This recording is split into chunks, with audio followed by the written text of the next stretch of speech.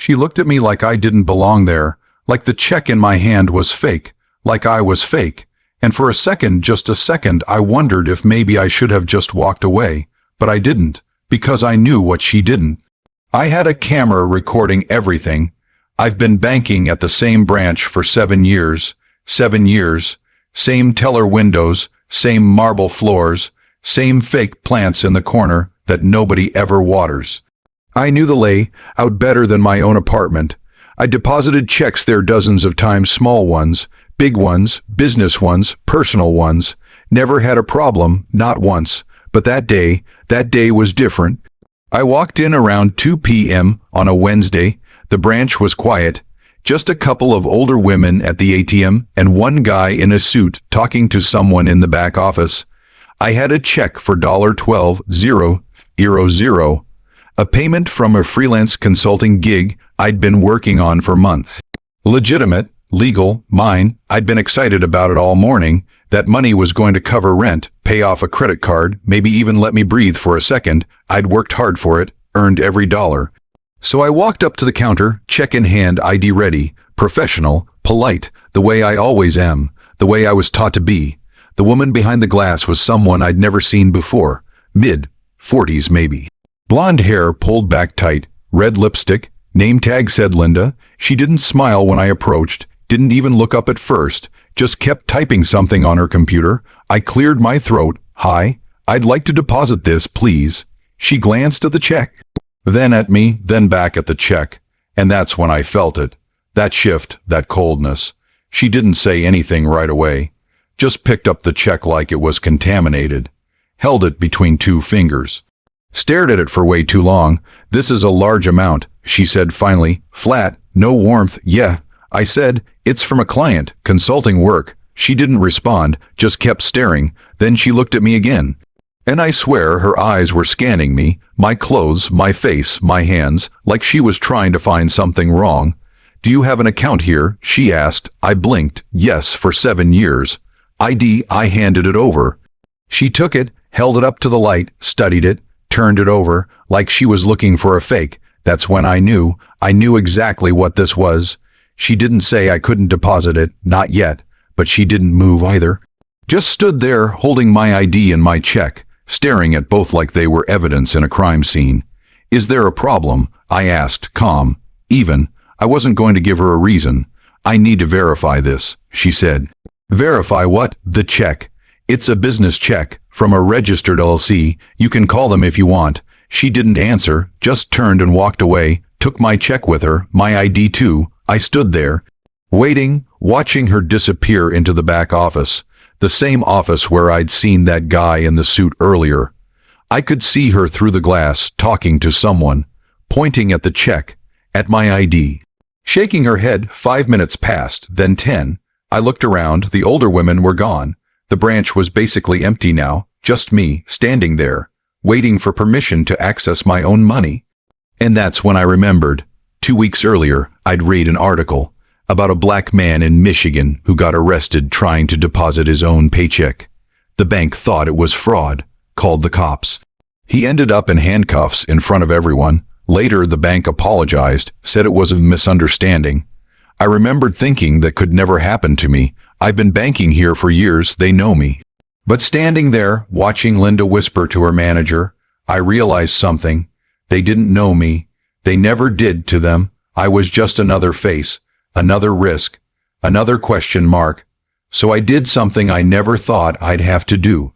I pulled out my phone, opened the camera app, hit record, slid it into my jacket pocket, lens facing out. I wasn't trying to be paranoid. I wasn't trying to start something. I just wanted proof, just in case. Linda came back a few minutes later, without my check, without my ID. We can't process this today, she said. Why not? We need to hold it for verification.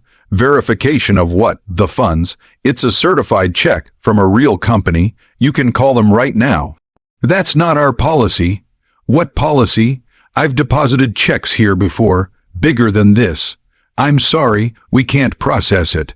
Her tone wasn't sorry, it was final, like she'd already made up her mind before I even walked in. I felt my chest tighten, my jaw clench, but I kept my voice steady. Can I speak to a manager? I am the manager on duty. That stopped me because I knew the branch manager. His name was David. I'd spoken to him before. He was the one who helped me open my business account 2 years ago. Where's David? I asked. He's not in today.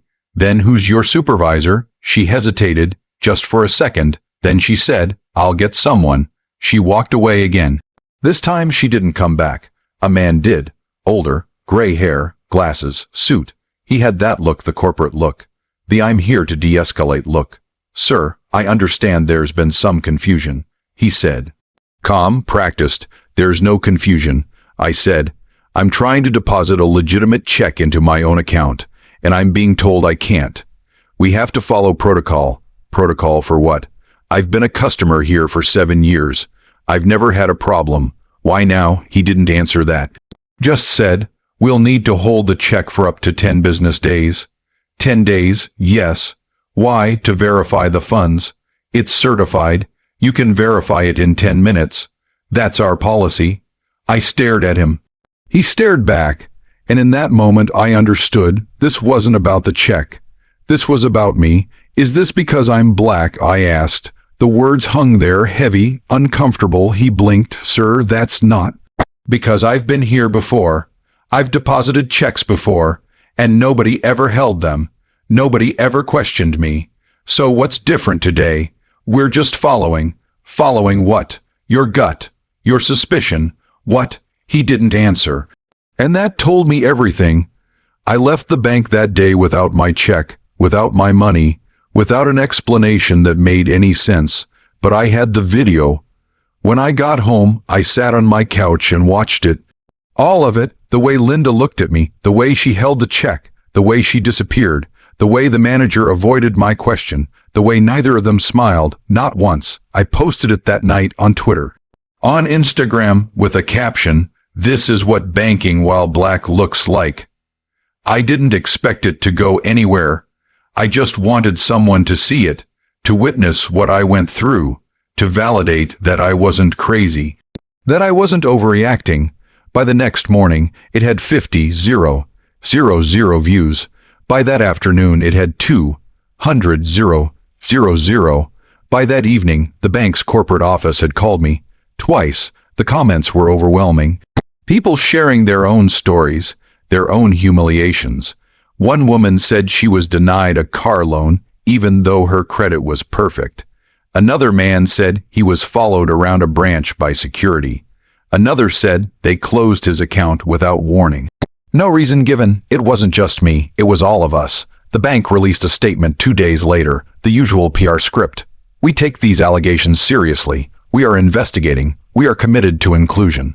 But nothing changed. Not really. Linda still worked there. The manager still worked there. I still didn't have my money, so I went back, this time with a lawyer, and this time I didn't have to say a word. The check was deposited immediately.